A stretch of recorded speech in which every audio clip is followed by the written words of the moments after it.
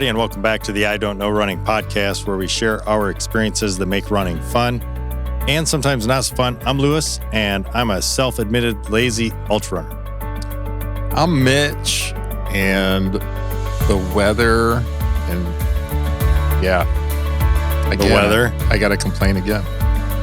This time it's while I'm driving. Like, there's a lot of cars on the road today. Yeah, there were. It was busy out there. Is it just because Christmas and all that stuff too? I'm guessing so. I had to go, I went and got my hair cut. And as soon as I pulled into that, it's like a strip mall area. As soon as I pulled into that, I was like, oh, it's Friday. Friday before Christmas. It's nuts. It's busy out there. Like, coming out of my neighborhood, cars were waiting for the light. They were backed all the way up to the drive there. I'm like, I don't think. Yeah. It was weird. Like, that never happens. Huh. Yeah, I guess you're coming out at a time to come here. Yeah. Well, I had to stop home. I grabbed my computer, so I was like... So I can see that's like people are getting out early the Friday before Christmas, go get some last minute stuff done, kind of thing. It's a busy time of year. And like, it rained the last couple of days, and then now we got snow again. So it's Yeah, I was really concerned today because I thought it was going to be a nightmare. Yeah. Because it was so warm, raining, and then it was just dropping overnight, freezing. It wasn't icy this morning. I can't believe it wasn't. Yeah. I don't know how. I am a fan, and this might rub people wrong, but I am a fan of Tesla's full self-driving. Are you still using it? I still have it because they did so I got it free for the first, I think, 3 months of ownership. And then they pushed out like to everybody a free month. So I have it for an additional month. So I have it through like January. I have used it so much and I am such a fan. And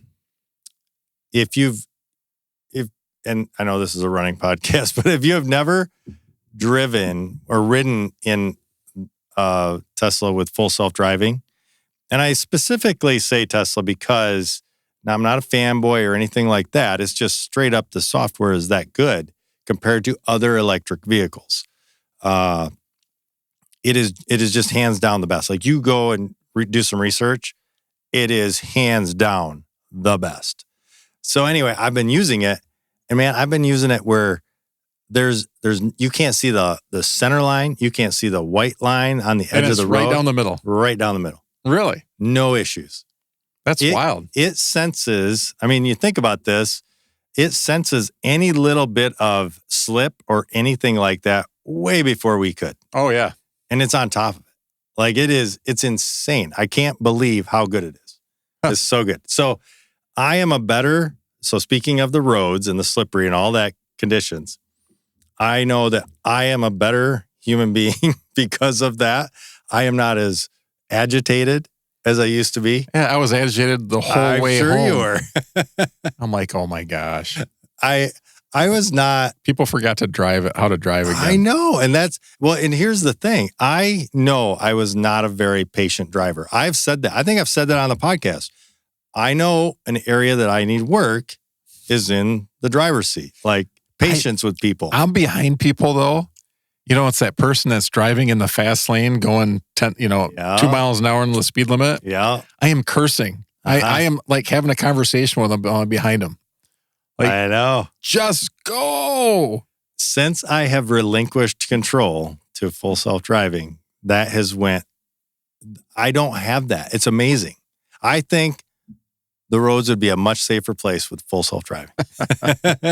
Oh, all right. But it is Christmas time. It is slippery out there on the roads. And I hope that we can all give a little more patience. I hope that I actually thought about you today because of that. Because I know I used to be like that. I was the same way. Number one, I don't want to be a grumpy old man. I've embraced it. See, don't do that. Don't embrace it. That's me. Don't continue to prove the movie Grumpier Old Men. It's true. But don't. We have a choice. We have a choice. And I thought about you today. I have a choice and I enjoy being grumpy. I enjoy it. We don't want to be grumpy old men. Nobody, it's not. There's no get out of jail free card for being grumpy just because you get a little bit older. No. I use other excuses too. Yeah. What other excuses? Well, the stroke. That's why. Yeah. Yeah. I'm not, It's interesting. I got to talk to you afterwards. We had a friend, Nicole, another friend almost identical to you. Really? Just went through it. Yep. At work. But speaking of grumpier old man, and all this leads into the topic we're talking about today. That wasn't on purpose. No, but it is speaking to, we are getting a little bit older. We still enjoy running, but what are some of the things that go with running in your 50s? Yeah, I specifically looked up 50s and I started doing research that way. Like the idea was in your 40s, like as you start to age. And I'm like, I'm way past that. Let's start talking. Yeah, and I think in the 40s, I don't think it's as big of an impact as 50s. I think I was having PRs. Yeah. In my 40s. Yeah, and we started late, let's say. But either way, I started in my 30s, and I got away with a lot because I was in my 30s.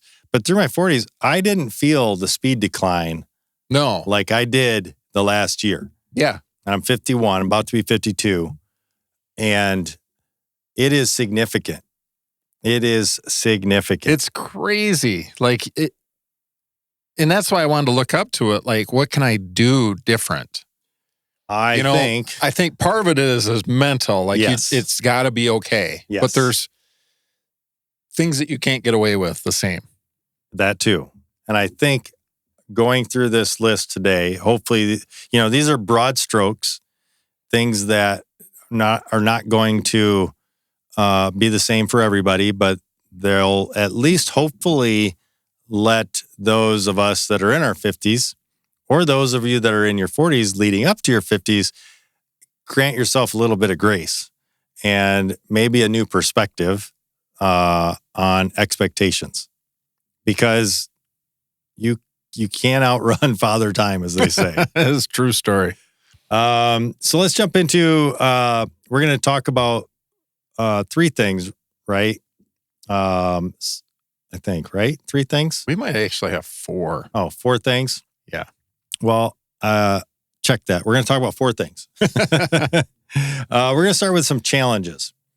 The challenges of running in your 50s. Physiologically, number one, we all know that our bodies start to get old. So there is some decline with regards to physical attributes. I like this first one. This one. Well, I like this first one because it makes me feel better that maybe it's not showing up on my Garmin, which granted I know it's not super accurate, but they are decently at least a gauge, and that's VO2 max. Or VO max, like some of them. One of my friends likes to say. Oh, really? Yeah, VO max or VO2 max. It starts to drop by 10% per decade after you're 30. That's significant. It's wild because if you're around people that have sports watches and they always talk about that, like, hey, my VO2 max is this. I'm a 20-year-old. Yeah. Sure you are. Yeah. I will say that Garmin has come a long ways in the last 10 years with their VO2 max. And I will say that it is a great... Yeah, mine looks like crap. I don't know how they're... I think they're lying to me. Yeah. I think I took a snapshot and sent them a lie. You just took Photoshop. Mine's like 99. It is a great gauge. So like wherever it says you are, you can use that as like a plus or minus. So is it getting better or is it getting worse? Not necessarily that it is 100% accurate, because it's not. It is a little bit off. You can go to YouTube and do a bunch of searching on videos for VO2 max, Garmin versus testing, and find that it is generous in its... It's generous, but it does show a trend. That's what I'm saying. It's a great tool to use for tracking. Next, muscle mass and strength decrease, especially fast twitch fibers needed for speed bursts. I got no speed burst. but you have less now than you used to. you didn't used to have a lot, and now you have even less. There's a running joke in our group. Like when somebody gets mad, they're going to take off running away. So we'll say, like we'll be giving somebody crap, and it's like all of a sudden they'll take off for like 10 steps. It's like what happened? That's it. You can't run away. That's all I got. Another challenge is slower recovery. Yeah, the body needs more time to repair muscles and tissues, which increases injury risk if rest is ignored. And we'll get into that a little bit later on what you should do. Increased stiffness and reduced mobility. Oh my goodness, getting out of bed. Why is it? Man, I used to think the movies were ridiculous until you hit your 50s and gosh, why is that? Why is it accurate? It makes me think about that special watch that Garmin's got to produce yet. It's like, fast, or the recovery chamber. The recovery chamber, yeah. To where it's like, oh, hey, I slept for 8 hours in this chamber. Or I'm like a 20-year-old. Yeah, or I only had to sleep for 4 instead of 8 to feel the same. I think it would work the same way. That'd be cool. You could stay up too late. It's like, oh, I'm going in the chamber. No worry, I'll just sleep in the chamber. Yeah. Increased stiffness, reduced mobility. Hormonal shifts, changes in estrogen and testosterone can affect energy levels, for sure, muscle maintenance, and joint health. It's funny, that's why he asked me. So I went to the doctor today. Clean bill of health, great. Everything, all levels were good. Blood pressure, all that. So that's nice to hear. That is great too. I don't have any of that. I thought about you when I was getting that. I was like, man, I get to say that, but then I feel bad. My medication is still through the roof. But he asked me about my energy levels, and testosterone can affect that, and that's probably why. As we get older, it's less and would affect energy levels. Mental focus. I think you can listen to this podcast and understand that sometimes mental focus can go right out the window. We're on top of it all the time. What are you talking about? We do not ever change subjects in the middle of stuff. Never. Many veteran runners struggle mentally with accepting they are slowing down and lack of the drive to push through grueling conditions as they did when they were younger. Everybody I know. Yeah. Look at California Fall Classic for me. I mean, I would have had the energy to push through that when I was younger. So I think that if you would have done that race at 49, would have been fine. But I do think that speaks to how our approach needs to change. We need to change our approach to these things.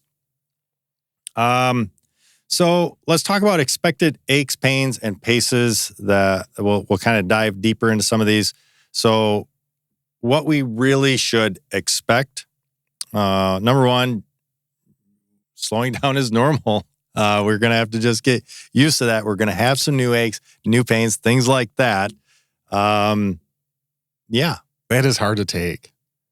Because you always, we're all like Uncle Rico at that point. Like back in the day, I feel like a broken record. Like I used to be able to do this. I should be able to still do it. Yeah. And it is a bummer. We want to I would say, I wonder, we should have looked up, and this would be interesting. Maybe we can find this for another podcast, but endurance runners, and I use endurance runners because, and maybe this is more general, but I'm thinking, at what age do people get involved in running? Because a lot of us might run a little bit when we're younger, right? It seems like it's something for 30s and up. Yeah. Yeah. You don't see a lot of 20-year-olds. Especially endurance. Like, I think you start running further as you get older, it seems like. Yep.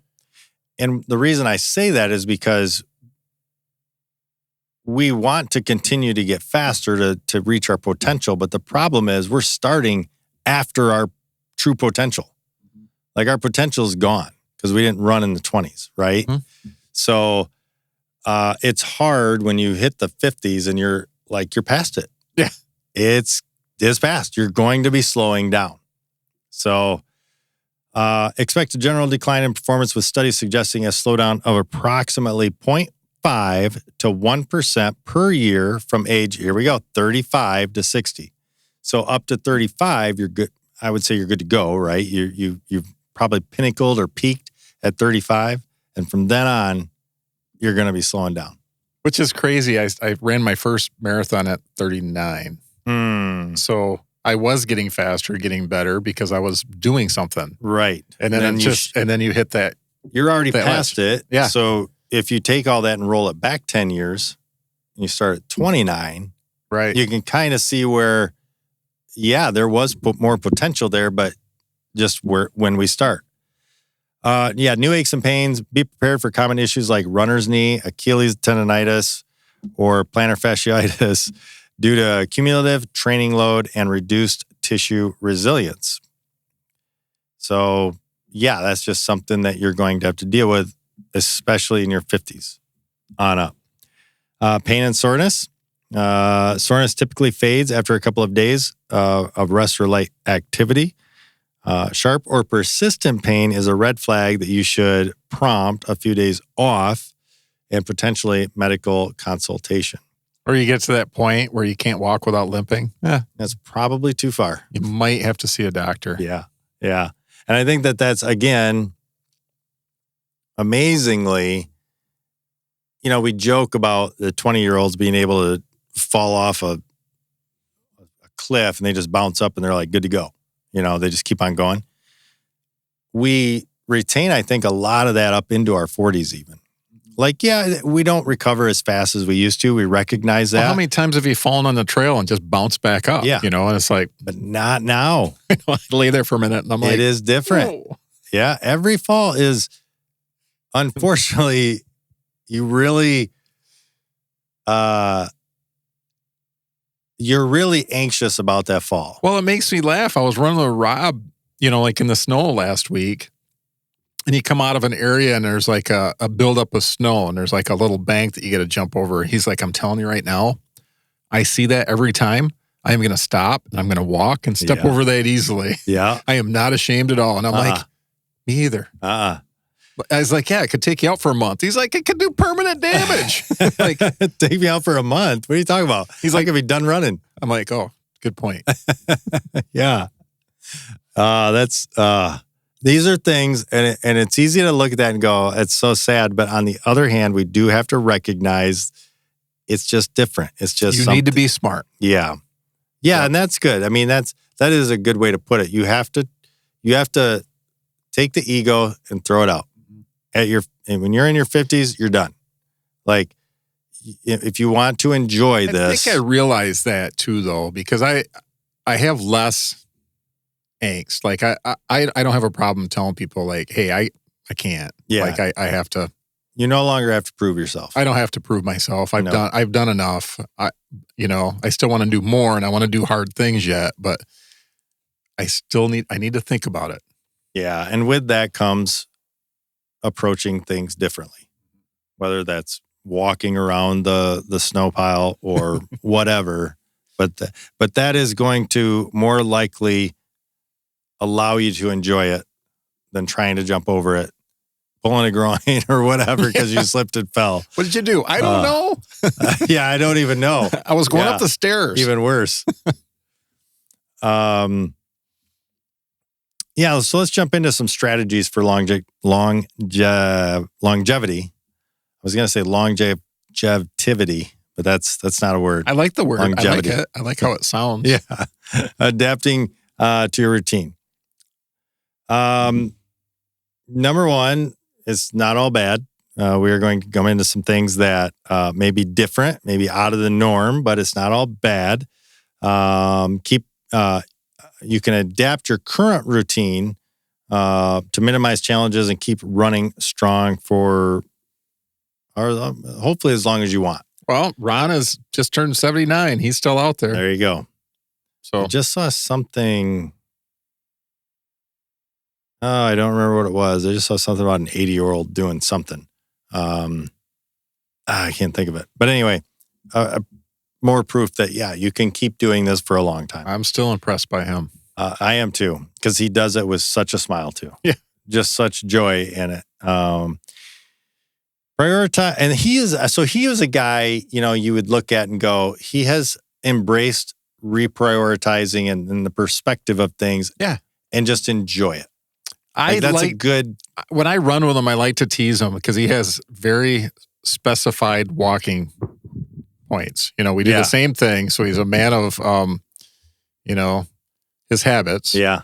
And we walk from here to here. Yeah. So I'll push it and I'll take off running and he'll start yelling at me. You're just trying to get a rise out of me. I'm like, yeah. You got me. Guilty. It's fun to hear you yell. Yeah. So here's some strategies. Prioritize recovery and rest. I know this is going to be hard for people like Mitch. Well, I haven't had a choice anymore. So I have to. Integrate ample rest days into your schedule. Running 3 to 4 times a week instead of 6 to 7. For sure. That's a big one. That is a big one. Here's another one. Prioritize 7 to 9 hours of quality sleep nightly to facilitate muscle repair. I think I do good at that for the most part. I try to get to bed. Disciplined there, yeah. Yeah, I just don't sleep as long as you know what I mean? Like I can't. But you're getting in that 7 hours-ish. It's 6 to 7 tops. I wake up at like 9? Yeah, but I still wake up at like 3 in the morning. Like, really? Oh, yeah. Oh, I was thinking 4.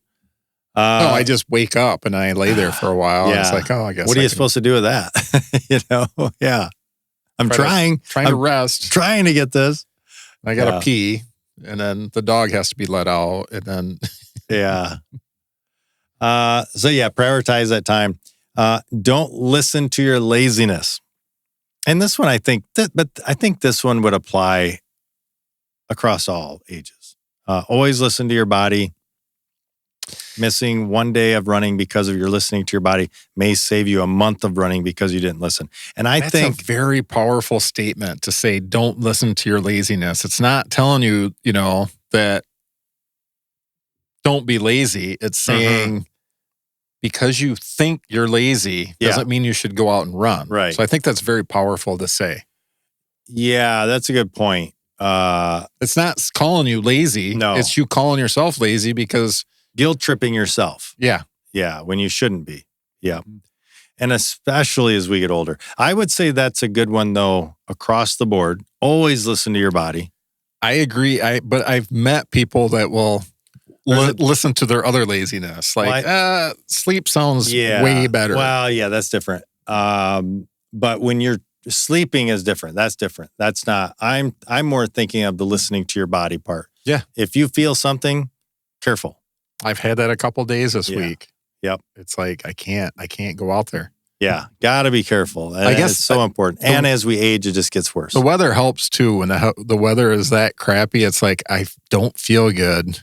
I'm not going to force it in this crap anyway. And you're just setting yourself up for just even going back to some of the stuff we already covered. Mental weak. You're not as mentally sharp.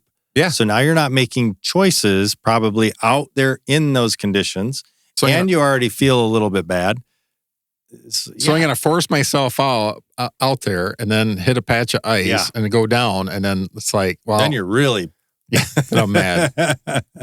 Then you're a grumpy old man again. Oh, yeah. And everybody gets to pay. Yeah, right. Incorporate strength and mobility training. Here we go. We've talked about this. Engage in strength training 1 to 2 times per week, squats and lunges, things like that. And that is especially helpful. You're doing that, right? I was doing it prior to California Fall Classic. The squats, not lunges, but specific squats for my knee, essentially. That and, because it's a hilly course, like it really makes sense. Squats would have actually helped me there. Yeah, I should have done more squats. Or lunges, I should say. Yeah. I did squats. They were more the one-legged, like I said, specific time. Add explosive strength training, hill repeats to maintain fast twitch muscle fibers. Again, I think this is something too. I did no specific speed training, which I really wasn't looking for anyway. But you were very specific. You knew you didn't have the time. Yeah. You were basically trying to do the base. Yeah. I mean, if you would have kept going and we picked another race, you had the base, and then it would have been the time. Yeah, and I think honestly it was more mental give up than anything. I think physically, yeah, I was at the minimum, but I think it was more of a mental break than anything because I get weak, and I talked about this on the podcast, and everybody knows my weakness in an ultra is 30 to 50 miles. Well, guess where that's where I fell at 50. And then I've actually just thought about this recently in the shower. I think it was in the shower. I'm going, I bailed at the time that I probably was going to come out of that. Yeah. Between 30 and 50, my stomach doesn't do well. I get nauseous, but after 50, I come out of it. That's wild because you've never actually done 100K. So you're thinking. I've done 100K once. Oh. Was that the one in Sedona or in? When did I've done 100K once. I don't know why. Because I don't know that it was a 100K race. Oh, you maybe dropped down or something? Yeah, I'm trying to think because I've thought about that too. And for some reason, I'm pretty sure I have. But at any rate, yeah. So anyway, yeah, we got way off tangent there. I add explosive strength workouts like hill repeats, things like that to maintain those fast twitch muscle fibers, which do degrade. Include regular mobility training or a routine, such as yoga, dynamic stretches, things like that to combat stiffness and improve flexibility. And man, I feel that. No kidding. I think dynamic stretches is good. At least you're being a little more active than like yoga. I guess if you have the right mindset, yoga is great because you can. Well, it's interesting. Like a lot of training plans, they would have you go up and do, high knees and butt kicks and stuff like that. That, especially before a hard workout. Yeah. Yep. Adopt quality over quantity training. I think this is just continuing to drive home the point here. Focus on quality sessions rather than high mileage. 80-20 rule, 80% easy, 20% hard. Vary your routine with cross training, as we mentioned, either cycling, swimming, things like that. Any kind of cross training, I think, is beneficial. Optimize nutrition and hydration. And again, I think this is something that, man, I think if you're in your 30s and 40s, you can get away with a little bit. And it just gets exacerbated as you get into your 50s. Well, and dehydration can cause permanent damage. Yeah. So it's not something to play around with. Yeah, it says consume adequate protein as well, around 2 to 2.4 grams per kilogram of body weight to support muscle maintenance. Our muscles need that. It says stay well hydrated as a session of thirst can diminish with age. Or this sensation, I should say, of thirst can diminish with age, which is interesting. That's an interesting one. I didn't realize that. So that's good to know. Because we often talk about, like, in running, if you get to the point where you have the sensation of wanting to drink, you're already behind. You know what I mean? Yeah. When we're running. And then if... It's even worse. It's even worse. Fuel up properly before and after runs with a 4-to-1 carb to protein ratio snack.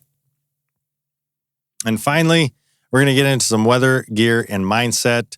We want to cover some advice adapting to external factors that also are very important: mental game and aging in a runner.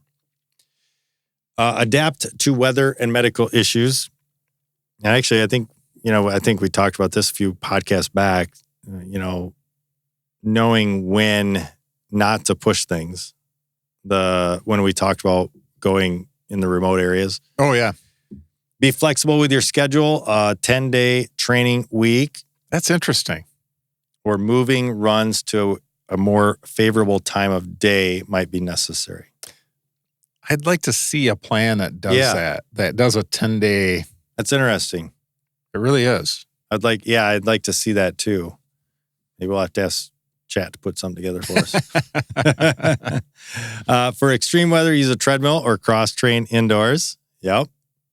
Again, trying to stay upright as much as possible when you just got to get around. And we talked about that too. You just got to get in a few miles. Doesn't have to be huge, but just get in something. Well, just getting in something on the treadmill is still better than nothing outside. Yeah, I thought about that too. Like this morning, we went to a Christmas party last night too, which didn't help. So it kind of killed my motivation. But I thought I could have got out and just gone for a couple miles. Yeah. And I don't know. I still have that in my head. Like, what's wrong with doing 2 miles? Yeah. Yeah. And as you train for ultras, here's a fair warning. You lose that feeling quick because so many of your runs are 8 miles or more. Yeah. So careful of that because, yeah, you're right. 3 miles is great. There's nothing wrong with that. And it's better than nothing. Right. Way better than nothing. I at least moved. Yeah. I said for extreme weather, use a treadmill. And consult a physician or a specialist for ongoing medical concerns because as we age, we do get a few more of those. Not me, but. Invest in the right gear. I think this one is good all the way around, though. We talk about this all the time. Yep. There's no shortcuts. No, and I think, I guess if you are just starting out and you're not sure, buy something cheap. I will say this, though. You might buy something cheap. It's going to make that experience bad, and then you're not going to like it. Or, you're not going to like it, and then you spent twice as much because then you buy the good stuff, and there you are. And what I'm thinking of is more the gear outside of the shoes. It does say well-fitting shoes and adequate cushioning. Yeah, I get that. If you're going to skimp on anything, that's not shoes. Not shoes. No, get proper shoes. If you're going to be running, just get proper shoes. But then on top of that, let's say like a raincoat.